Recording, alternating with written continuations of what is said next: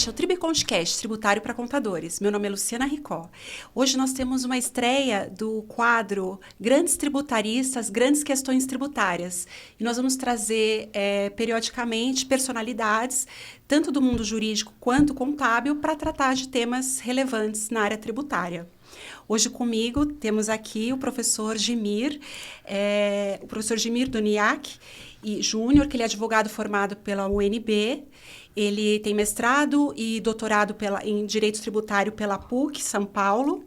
Ele tem especialização em Direito Societário pelo INSPER e também uma especialização em Direito Internacional Europeu pela Universidade Jean Moulin de Lyon, na França. Ele também já deu aulas em diversas instituições e atualmente ele coordena o curso de Tributação e Contabilidade no Agronegócio da APET, que é a Associação Brasileira de Estudos Tributários, e também foi conselheiro do Conselho Administrativo de Recursos Fiscais, o CARF. Também é autor de diversas publicações e o seu livro atual, A Boa-Fé Objetiva nas Relações Jurídicas Tributárias. Muito obrigada pela sua presença, muito prazer em recebê-lo aqui, professor. Eu que agradeço, é um prazer, uma honra estar aqui para trocar algumas ideias, conversar um pouco, trazer algumas reflexões. Acho que é conversando que todos nós aprendemos e nos desenvolvemos. Então, muito obrigado pelo convite, foi uma honra. Também estão aqui comigo os meus colegas advogados tributaristas Perisson Andrade e Marcelo Massaro. Oi, Marcelo. Oi, Perisson. Olá, Luciana. Bom dia, Gimir. Muito obrigado pela sua ilustre presença. Uma honra. O Gimir foi meu colega ali no curso de especialização em Direito Societário, no IBMEC São Paulo, à época, ainda era um prédio antigo, hoje INSPER, mas lá nos encontramos e convivemos durante 2 anos, uma amizade que hoje nos trouxe até aqui. Muito obrigado, um prazer recebê-lo. Também bom dia a todos. Eu também quero agradecer muito ao professor Gimir de estar aqui tendo essa honra de estar participando dessa mesa hoje, especialmente porque hoje a gente está começando essa série de grandes questões tributárias, grandes tributaristas, e a gente tem a honra de começar com o senhor. E para falar de um tema tão relevante, que é a questão da boa-fé nas relações jurídicas tributárias, que é um tema que está tão ligado ao nosso dia a dia. Praticamente a gente tem questões e discussões sempre nesse sentido. Acho que vai ser um debate bastante interessante. Pegando, então, o gancho desse comentário que o Marcelo fez, realmente ele é um tema bastante atual e eu gostaria que o senhor comentasse, sobre a boa-fé objetiva nas relações jurídico-tributárias, que é o tema do seu livro, e também fizesse uma relação de qual a importância desse tema hoje no momento atual que o Brasil vive. Perfeito. Bom, antes, falar para você como que surgiu a própria ideia de estudar e escrever sobre isso. É curioso, o meu pai foi auditor fiscal da Receita Federal, fez carreira na Receita Federal, ocupou posições, cargos lá muito relevantes. Então, ele dedicado à área tributária pelo governo. E eu me formei em Direito e acabei me dedicando, indo também para a área tributária, mas como advogado. Então, vendo o meu pai, eu via algumas dificuldades, agruras ali que passavam o pessoal do governo, o pessoal da Receita Federal, muitas vezes querendo quase que enxugar gelo em problemas que existiam, dificuldades que se encontravam em prol de conseguir uma legislação tributária melhor. E, ao mesmo tempo, eu, na minha experiência, via as dificuldades aí, sentia na pele o que os contribuintes, empresas e pessoas físicas passavam. E via sempre a relação muito conflituosa, muito beligerante até, entre a administração e os contribuintes. E eu ficava pensando, mas será que não é possível alterar isso? Parece que, sem dúvida nenhuma, é. Mas o caminho é uma mudança até de cultura. Algo muito devagar, custoso até. E eu ficava pensando, mas será que não existe nada no direito, no ordenamento jurídico, que poderia contribuir para essa melhor convivência? E daí que me ocorreu a ideia de estudar a boa-fé para ver se este não poderia ser um caminho. E me convenci que sim. A boa-fé é algo que existe aí milhares de anos, ao menos desde o direito romano, já era explicado, já era estudado, passou pelo direito medieval, canônico, direito germânico, tempo. Então ela tem uma história muito rica e uma história que em determinados momentos foi mais relevante, em outros menos, ou seja, uma história que não foi assim linear. Ela acabou sendo meio que modular, assim, hora com maior importância, hora com menor. Isso acaba fazendo com que a boa-fé ela não tenha um conceito assim tão estrito, tão objetivo assim. E, ao mesmo tempo, a boa-fé sempre acabou sendo aplicada muito mais no direito privado, nas relações privadas. Mas como aplicá-las ao direito tributário? E eu comecei a estudar, vi que havia já alguns estudos sobre isso, mas me pareceu que ainda seria possível desenvolver um pouco mais. Aí é que eu escolhi desenvolver este tema e eu acho que ele tem tudo a ver, sim, com o momento atual, né? Esse cenário de beligerância continua, né? Os contribuintes sempre olhando a administração fiscal com desconfiança, achando quase que as pessoas, por exemplo, Receita Federal em Brasília, ficam as madrugadas em Brasília lá, maquiavelicamente planejando ali como extorquir mais os contribuintes, o que não me parece que não é por aí. Há seus problemas de tesouro, de arrecadação, sem dúvida nenhuma, o interesse de aumentar a arrecadação, mas não é essa a intenção assim maquiavélica. E do outro lado, dos contribuintes não é a visão que muitas pessoas da Receita Federal têm, de que também ficam bolando meios ali de sempre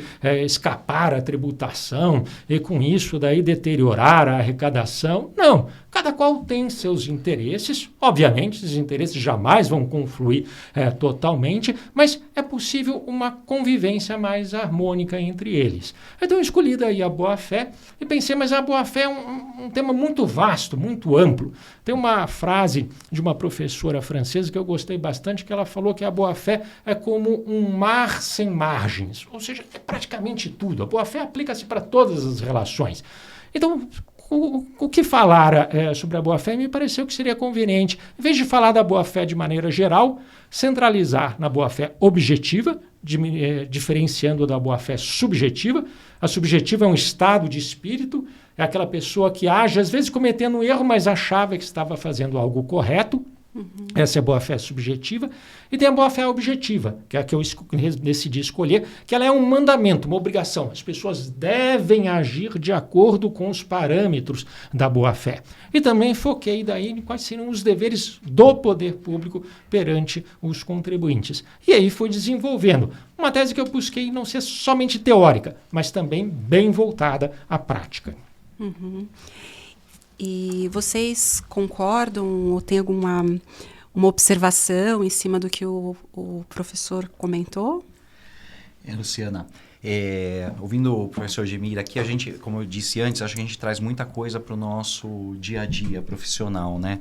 E eu vejo diversas situações em que a gente encontra essa situação de até posturas até contraditórias do ente da Fazenda Pública com os contribuintes, e que apesar de no momento parece que está melhorando isso, mas ainda a gente tem muito disso no nosso dia a dia. E uma situação muito recente que me veio à mente foi a questão de quando foi julgada a tese do século, do PIS, COFINS sobre ICMS, é o tema 69 de repercussão geral.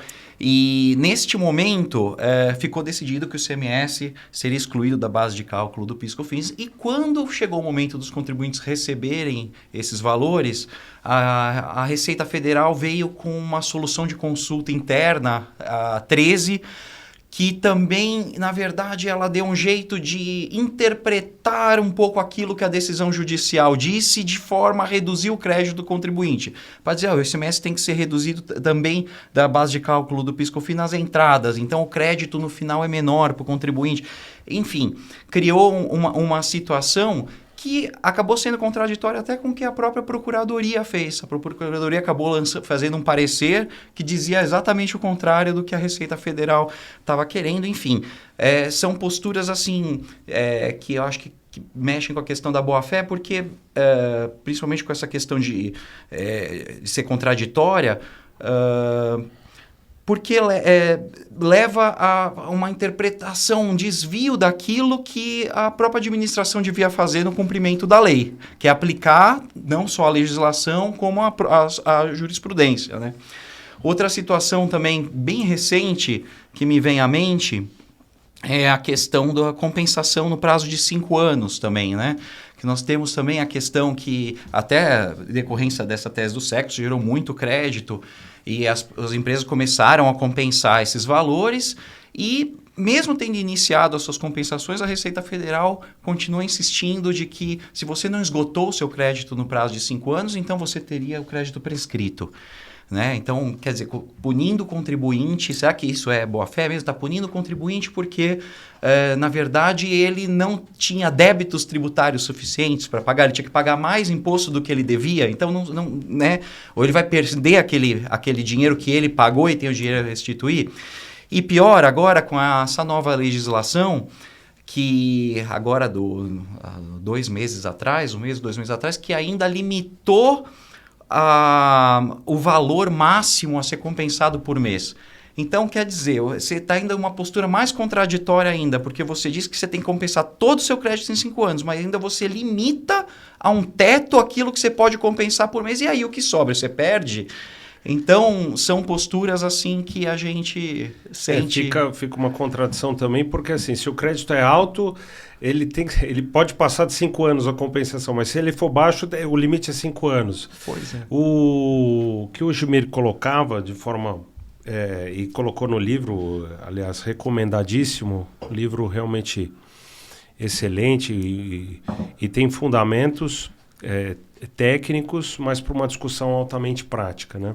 E eu vi um artigo seu aqui no Conjur recente, Gimir, Programa Confia da Receita, Boa-Fé e Confiança da Tributação, em que você elenca uma série de situações, inclusive essa da limitação da compensação, e principalmente que me chamou a atenção, tanto no seu livro quanto no artigo, foi a palavra coerência. Né? Verdade. E hoje se fala muito em até um nome bonito que é compliance cooperativa, mas muitas vezes eu acho que os servidores da Receita, eles são, na maior parte, com certeza, eles têm a intenção de trabalhar com essa compliance cooperativa. Até na classe do mestrado, metade da classe eram de auditores da Receita e procuradores, e você vê o pessoal altamente preparado, e as coisas começaram a funcionar bem, curiosamente, durante a pandemia, né? Quando não tinha um atendimento presencial, mas o atendimento virtual melhorou muito. Mas tem muitas coisas que eles têm o seu limite, eles têm que seguir uma orientação de uma autoridade hierárquica superior. Então não depende só da boa vontade, né? A boa-fé muitas vezes tem que vir da cadeia de comando. E queria que você comentasse um pouco esses casos que você mencionou aí no teu artigo, de forma brilhante. Obrigado. A ideia desse artigo foi... Todos nós, né, participamos de grupos de WhatsApp, né, de colegas da área, e muitas vezes, tem aqueles mais irônicos, etc., volta e meia aparecia lá uma figurinha, um meme, que daí eu mencionei no início do artigo, que é um adulto na frente, assim, no meio de um parquinho, está a criança no alto, e o adulto faz o sinal, pule! E quando a criança pula, o adulto vai embora. E daí aparece ali escrito, confia.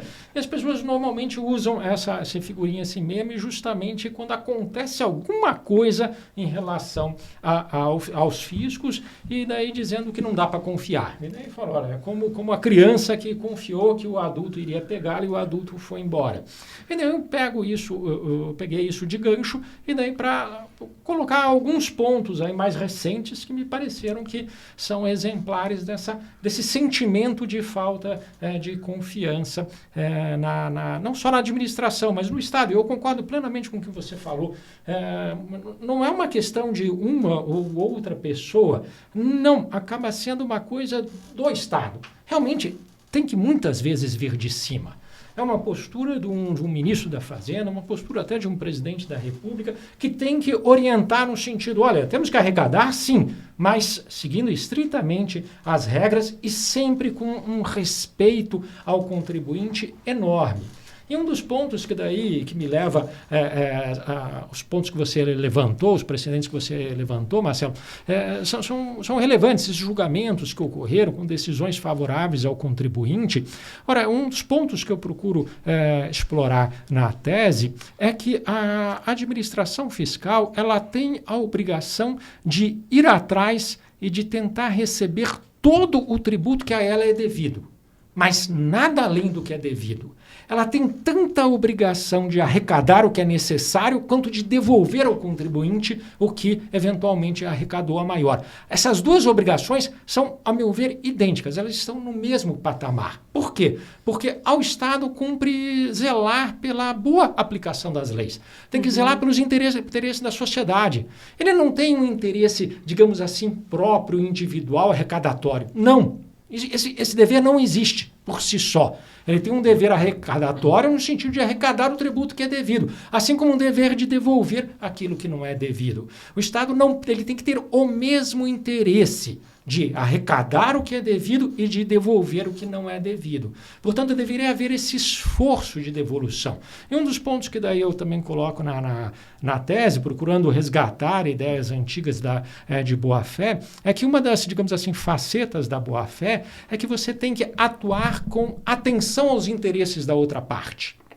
E isso é ainda mais devido quando essa relação entre partes que não estão no mesmo patamar. Tá? Isso é muito daí, você percebe muito isso nas relações de direito do consumidor, nas relações consumeristas. Eu tenho a empresa, normalmente uma empresa que tem muitas informações, uma empresa com um patrimônio muito grande, e muitas vezes o consumidor, que são pessoas físicas, como nós, como qualquer outra pessoa, muitas vezes mais simples. É inevitável que a empresa está numa posição superior em relação ao consumidor. E a empresa, portanto, tem uma obrigação com a boa-fé objetiva maior do que o consumidor. Ela, por exemplo, tem que dar mais informações. Antes mesmo que o consumidor indague algo sobre aquele produto que ele está adquirindo, a empresa tem que dar informações. Não é que eu, vou firmar um contrato lá de plano de saúde, tenho que procurar ler com toda atenção as minúcias daquele contrato. Não, a empresa tem a obrigação de me passar os dados que eventualmente serão relevantes na minha decisão a ser tomada. Assim também deve agir o Estado. O Estado está numa relação daí não igual, não na mesma posição com o contribuinte, ele está numa posição superior. Então ele deve, ao meu ver, eu uso essa palavra, ele deve colaborar. O que é colaborar? É colaborar, ou seja, laborar junto, é trabalhar junto, ele deve cooperar, ele deve operar junto com o contribuinte. Atender os interesses dos contribuintes de maneira geral é uma forma de também atender os interesses do próprio Estado, porque o Estado representa a sociedade. Então, isto é que deve estar, a meu ver, no racional, não só de cada, digamos, auditor dos fiscos, mas também naqueles dirigentes, no secretário da Receita Federal, no secretário de Fazenda dos estados, dos municípios, no presidente da República, no governador, no prefeito, todos eles devem estar colocando no posicionamento. Olha, não é simplesmente para arrecadar a qualquer preço, é para manter uma relação sadia com o contribuinte. E eu acho que tem realmente isto, esse programa Confia da Receita Federal, assim como outros dos estados, é inspirado nisso. Então, eu tenho expectativa de que realmente é um movimento que aos poucos vai melhorando, mas ainda tem muito trabalho a ser feito. E como eu concluo daí neste artigo particularmente, é que não basta simplesmente belas campanhas de marketing, um programa, um nome bonito, confia, não. Tem que efetivamente haver uma melhor atuação por parte daí do poder público como um todo de respeito aos contribuintes. E atualmente a gente está vendo a discussão sobre a reforma tributária, né? Promete simplificar, promete diminuir a carga tributária. Manter, né? Manter a carga tributária. Mas já está sendo feita uma série de mudanças, ainda não dá para saber o que vai sair disso. Qual que é a importância da boa-fé nesse processo atual da reforma tributária? E qual que é a importância também, o senhor falou da questão da atitude do governo perante os contribuintes, da coerência do governo com o que ele promete, com o que realmente vai sair daí da reforma? Perfeito. Eu acho que o ponto realmente muito importante é essa questão da coerência. O que é a coerência? Eu posso estar, por exemplo, mentir diretamente. Eu falar, eu não vou mais beber água e em seguida beber água. Tá? Isso vai caracterizar uma mentira, mas tem algo um pouco mais sutil do que isso, que é um dever de coerência. Tá? Se eu oriento sempre, por exemplo, a minha filha a agir de uma determinada forma, se supõe que eu agirei também desta forma. Se eu falo para ela, olha, não faça isso, isso e aquilo, e eu, na surdina, começo a agir de uma maneira contrária àquilo que eu a orientei, eu não estarei sendo coerente. E a minha filha, talvez, olhando aquilo lá, ela fala, poxa, mas como é que eu devo agir? Eu devo agir de acordo com o que me passou de orientação ou da forma como eu estou vendo? Ela perceberá essa incoerência. E ela vai sentir daí, portanto, justamente uma insegurança. Mas como é que é? O que está valendo mesmo? É o que está sendo dito ou é o que está sendo feito? Na reforma tributária, isso tem que ter realmente essa noção muito clara. Então, por exemplo, um dos grandes pontos que se colocou na reforma tributária desde o início, que seria o grande objetivo, era ter uma não cumulatividade ampla, total, que realmente desse créditos, algo que não acontece atualmente. Algo que muitas vezes daí se fala não cumulativo, não, mas determinado bem, não é bem assim, esse não vai gerar crédito, aquele lá vai gerar crédito de uma maneira só parcelada. E agora o discurso sempre foi, será uma não cumulatividade plena. Então, me parece que isso realmente tem que haver, não só daí, de novo, um discurso bonito, mas a efetiva execução. Caso contrário, já haverá incoerência e todos vão sentir, puxa, eu fui enganado. Me disseram que ia ser feita uma reforma com determinado objetivo e o que eu estou vendo é algo distinto disto. Não dá para confiar nessas pessoas. Então, tem que haver essa coerência entre o que se fala, o objetivo inicialmente traçado e o que vai ser realmente aprovado ao final. Me chamou a atenção você mencionar a questão da coerência como fundamento ou sustentáculo de uma segurança jurídica. E me chamou a atenção também o fato de o fisco ele não tem um interesse individual, ele tem um interesse de que a lei seja cumprida. A lei tributária tem que ser cumprida, aquilo que é devido, o que não é devido, não é devido, inclusive quanto à obrigação de devolução. E vindo para cá, antes de vir para cá, nós estávamos examinando um caso que é uma discussão que a gente tem para vários clientes, e até já discutimos aqui no podcast, que foram os desenquadramentos de sociedades uniprofissionais de 2015 em diante, pela circunstância de se tratarem de empresas registradas como sociedades por cotas de responsabilidade limitada. Então, o fisco tinha entendimento que isso afastava a necessária responsabilidade ilimitada do profissional, que não tem nada a ver com a patrimonial da empresa, e saiu desenquadrando todo mundo. E ainda mais um perfil de contribuinte que não tem a menor vocação para discussão, né? Então, lançou os desenquadramentos no momento, logo em seguida lançou um programa de parcelamento. Então a pessoa recebe uma multa de 1 milhão e, olha, mas você pode pagar 100 mil que está tudo bem. É óbvio, 99% aderiu. Em março de 2022, a Prefeitura de São Paulo mudou uma súmula administrativa do Conselho de Contribuintes e veio reconhecer o que o Judiciário já reconhecia há muito tempo, de que a circunstância de ser limitada não afastava a condição de ser uma sociedade uniprofissional. Então, a partir daí, o Conselho de Contribuintes começou a julgar os recursos dos contribuintes procedentes, mas e toda aquela leva de contribuintes que já pagaram. Inicialmente, nós ajuizávamos a ação e o município de São Paulo reconhecia a procedência dos pedidos. Inclusive, pedia isenção de honorário de sucumbência, pela metade, pelo menos, e assim foi num determinado momento. Mas eu acho que muita gente iniciou essa discussão depois do nosso podcast, porque, curiosamente, o município mudou de atitude. Agora ele começa a contestar. Ele fala, não, realmente mudou o posicionamento. Mas a época era válido, então não pode ser alterado o ato jurídico perfeito. Gente, isso é imoral. Implica até numa cobrança de tributo que sabidamente se sabe indevido, que inclusive é crime de excesso de isenção. E assim se procede. E outros exemplos, né? A gente tem um caso super interessante ali que o contribuinte ele pagou dentro de uma dessas anistias anteriores ao PERT, né?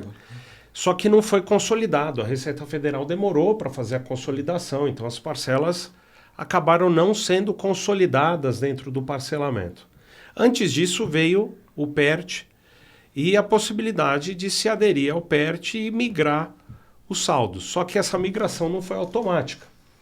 Então o contribuinte aderiu a um novo parcelamento, que na verdade era a continuidade do anterior, ele só deveria pagar o saldo devedor, só que o fisco estava cobrando a integralidade novamente. Bom, vamos entrar com um pedido administrativo, é óbvio que vão reconhecer, isso é coisa simples. Não, você tinha que ter feito retificações lá atrás. Vamos entrar em juízo. Estamos em juízo, contestaram. Falei, poxa, não é possível, Marcelo, vamos fazer uma proposta, vamos pedir a intimação da Fazenda para ela se manifestar sobre uma proposta de acordo. A gente abre mão da sucumbência.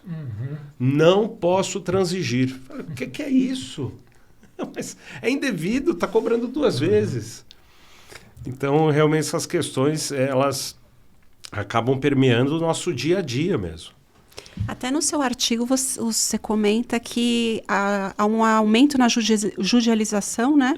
Judicialização, desculpa, por conta da falta de confiança, né, dos contribuintes no Estado. Você poderia comentar um pouco sobre isso? Sim. Os seus exemplos, para mim, casam ali perfeitamente, né?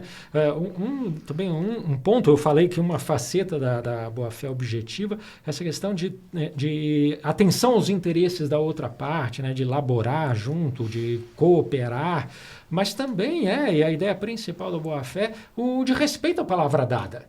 Então, se 2 partes estão negociando ali e uma acaba transmitindo ali de uma maneira clara, olha, se, por exemplo, digamos, estamos negociando aqui, eu vou comprar o seu carro. E eu coloco de uma maneira muito clara, não, se você fizer uma revisão no seu carro, em oficina tal, dizer que está tudo bem, eu compro, tá? Uma palavra dada ali. Você vai, assume esse custo, faz tudo bonitinho, falou, aqui está, Gemir, agora vamos fechar o negócio. E eu falo, não, agora eu não quero mais, eu estou fugindo à palavra dada.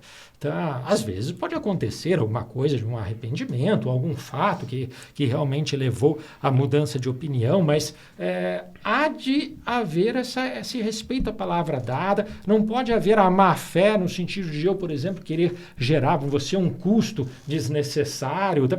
Ou seja, a boa-fé envolve essa questão do respeito à palavra dada. E esse seu exemplo é claro nesse sentido, ora a coisa é errática, ora a palavra vai de um jeito, ora vai para o outro, ora fala, olha, você não pode agir assim, depois fala, ops, eu me enganei, tá? E depois aí retorna, e daí você me pagou desnecessariamente, mas eu não vou lhe devolver. Isso é assim, um exemplo, a meu ver, cabal, justamente de uma falta de boa-fé. E o efeito acaba sendo o que eu apontei no artigo. E isso é também de uma experiência pessoal, profissional minha, de uma empresa que estávamos discutindo, veio um programa de parcelamento com alguns benefícios e começamos a discutir, será que vale a pena ingressar ou não?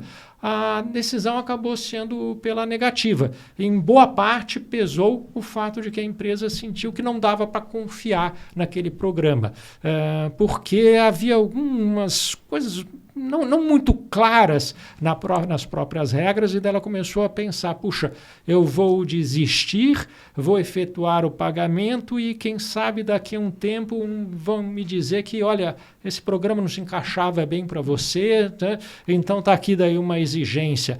Ela falou, não, eu sinto insegurança. Eu até estava com vontade de desistir dessa discussão, estava até com vontade de passar a página virada, eu pago e resolve-se.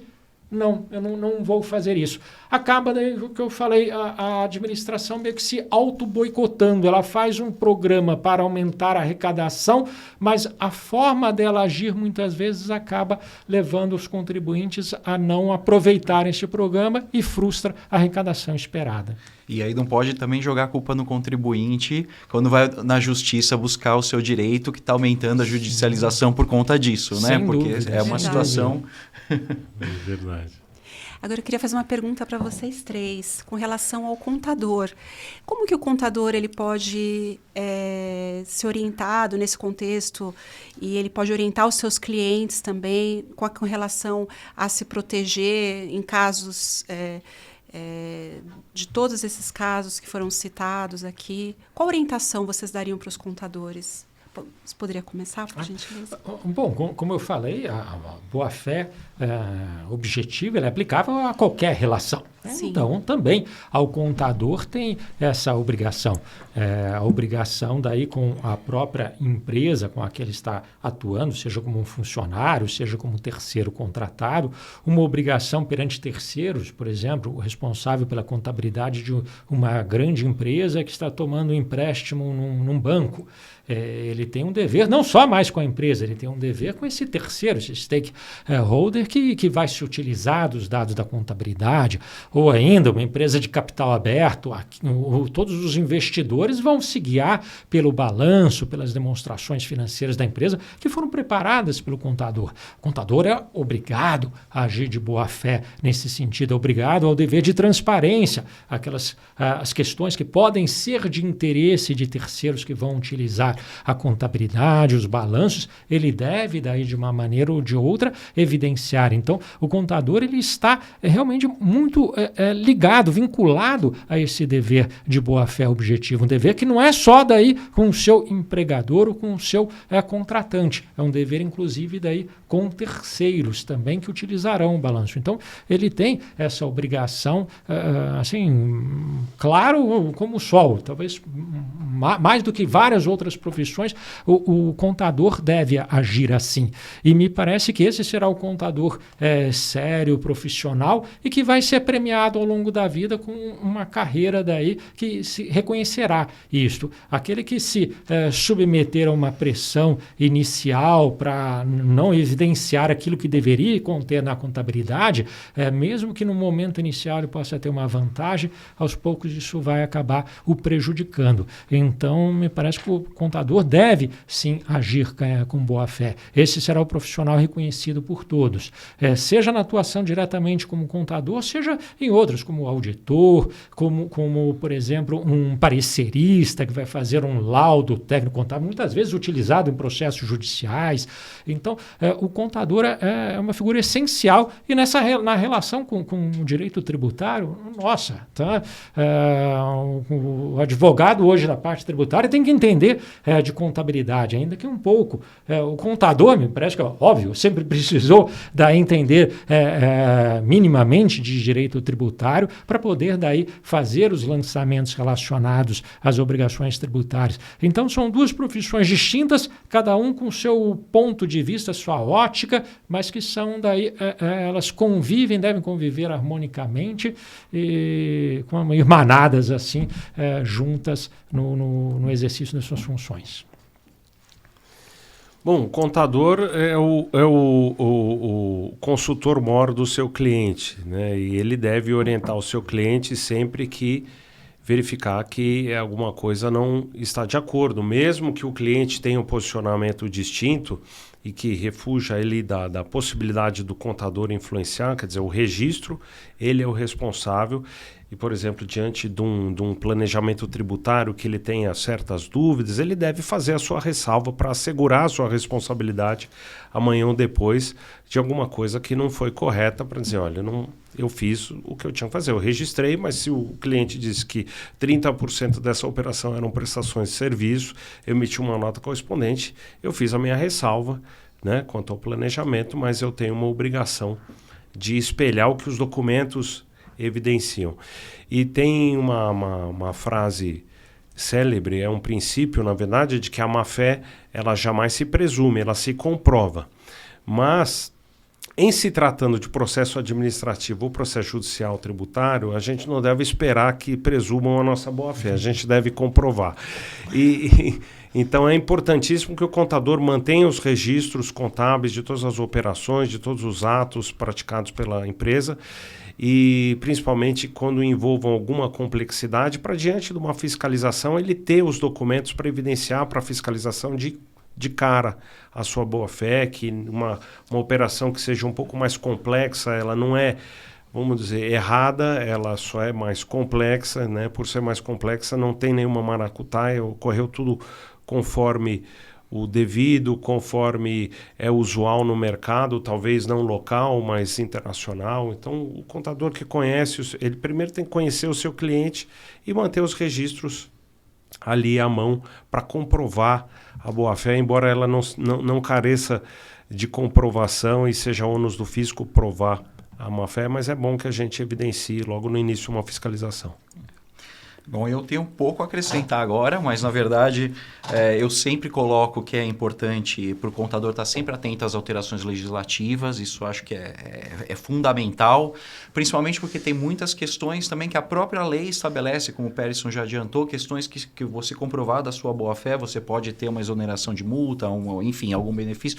Então é sempre importante estar por dentro de tudo isso, estar por dentro também da situação da empresa, na análise de posturas que o próprio fisco já teve com a empresa em momentos anteriores e situações que podem se aparentar ser contraditórias, porque numa situação, dependendo da situação, você pode buscar um advogado, auxiliar esse advogado até mesmo colocando essas questões, apresentando essas situações para ele para buscar uma solução jurídica, uma solução judicial para o caso. Então, acho que é só isso que eu queria acrescentar. E eu queria dizer também uma coisa que eu acho que é importante, que tem muito... quando o professor estava falando, me veio na cabeça que o sucesso da empresa, ele também é o sucesso da arrecadação. Então, quando a arrecadação... Porque se a arrecadação, por exemplo, vai acabar expropriando o patrimônio da empresa de uma forma... incorreta, na verdade vai acabar destruindo o próprio funcionamento da empresa, que é quem fornece o dinheiro para os cofres públicos. Na verdade, é importante que essa relação seja dos dois lados de boa fé, né? Acaba matando a galinha dos ovos de ouro, né? Exatamente. Tem mais algum comentário que você queria fazer sobre o tema que nós não conversamos, não tratamos aqui? O tema é sempre muito vasto, né? Um ponto que me chama daí a atenção também, e retornando à questão dos julgamentos que o Marcelo comentou, é que a boa-fé também não é apenas... Muitas vezes a gente pensa frente à administração, o fisco...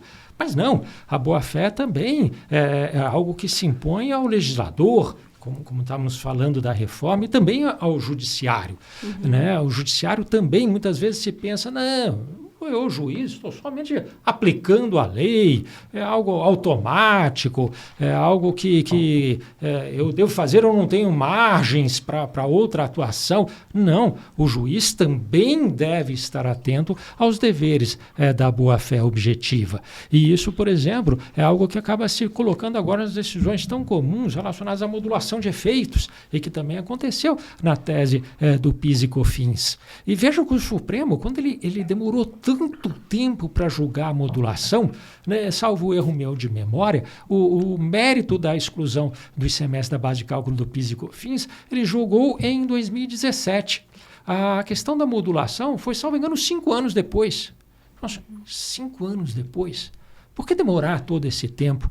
Acabou que o Supremo, ao demorar, ele criou problemas. Porque e aquela situação daquela empresa que, tendo em vista a decisão daí do Supremo no mérito, ela ingressou com a ação judicial, o Supremo já havia decidido, a Procuradoria da Fazenda não recorreu, transitou em julgado e ela, portanto, tinha direito a restituir de todos os últimos 5 anos. E digamos que ela tivesse entrado, por exemplo, com a ação em 2018, né? E depois vem o Supremo e não vão modular. Para aqueles que não tinham ação em 2017, eles só terão direito daí à restituição daqueles indébitos recolhidos a partir de 2017. E daí essa empresa fala, mas agora eu já tenho uma decisão transitada em julgado me dando direito a receber dos últimos 5 anos. Eu entrei em 2018, eu tenho direito a receber desde 2013. Decisão transitada em julgado, agora em conflito com o que o Supremo veio a decidir lá em 2022.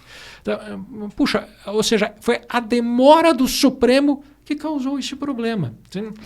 Era necessário isso? Não. Podia ter sido evitado? Sim, poderia. Tá? Agora, daí, pelo menos, ao meu ver, deve-se daí acatar daí aquele que agiu corretamente, ingressou com a ação judicial, teve uma decisão transitada em julgado, reconhecendo o direito dele, deve-se respeitar esse direito. Se a pessoa agiu de boa-fé subjetiva, ela estava daí agindo de acordo com a consciência dela corretamente e amparado na própria decisão do Supremo. O Supremo daí depois falar, olha, não, aquele que ingressou com uma ação depois que eu decidi, dando o direito da forma que eu decidi, esse vai ter menos direito porque eu demorei para julgar a questão da modulação. Aí, a meu ver, o Supremo agiu mal. Ele não atuou daí, a meu ver, de uma forma correta, com a boa-fé objetiva. Assim como também na questão justamente na relativização da coisa julgada. Esse também foi um julgamento, a meu ver, uma decisão triste daí do Supremo, que, a meu ver, é não consentânea aí com a boa-fé objetiva. De outro lado, recentemente, o Supremo daí modulou a decisão da contribuição previdenciária sobre o terço de férias, e daí ele falou, não, como o STJ estava decidindo que isso não era tributável, eu diversas vezes falei, eu Supremo falei diversas vezes que essa questão era infraconstitucional, ou seja, estava tudo daí o cenário armado para os contribuintes acreditarem que eles não deveriam tributar aquilo. E de repente vem o Supremo e muda de opinião e fala, não, eu vou analisar agora essa questão quanto à constitucionalidade, e daí veio a decidir, não, é constitucional a tributação. Os contribuintes daí foram pegos ali, como se diz, de calça curta. A sensação que dá muitas vezes é que o contribuinte quase que armaram uma armadilha, uma arapuca para o contribuinte. Puxa, estavam dizendo que não era tributável, estava o Supremo dizendo que não ia tributar. Eu deixei de recolher e, de repente, muda tudo e agora eu vou estar submetido a um custo que eu achava que não tinha mais, além de multa e juros. Mas não só multa e juros, agora eu vou recolher daí um tributo que eu formei meu custo e etc., exerci os meus preços do meu produto, do meu serviço, levando em consideração que não existiria um custo e agora estão me dizendo que tem esse custo. Daí, felizmente, aí o Supremo agiu corretamente. Ele modulou para falar do seguinte, não vai ser exigido daí dos contribuintes em relação ao passado, é apenas daqui para frente. Aí foi, a meu ver, corretíssimo daí o Supremo, atentando no sentido de atendendo, né, à boa-fé objetiva. Então, muito obrigada pelas explicações e pela presença aqui no nosso podcast. Obrigado. Também gostaria de agradecer a presença, a honra, a aula recebida e está aberto aí o espaço para outras vezes conversarmos. Também quero agradecer, estou muito feliz, aprendi muito hoje, então muito obrigado, professor. Eu que agradeço, uma satisfação, realmente uma alegria, uma honra. É sempre bom a gente trazer ideias, refletirmos juntos, então agradeço muitíssimo a oportunidade. Obrigado. E esse foi o Tribcondcast, Tributário para Contadores. Se você gosta dos assuntos tributários, ative o sininho para receber as notificações. Até a próxima. Até. Até.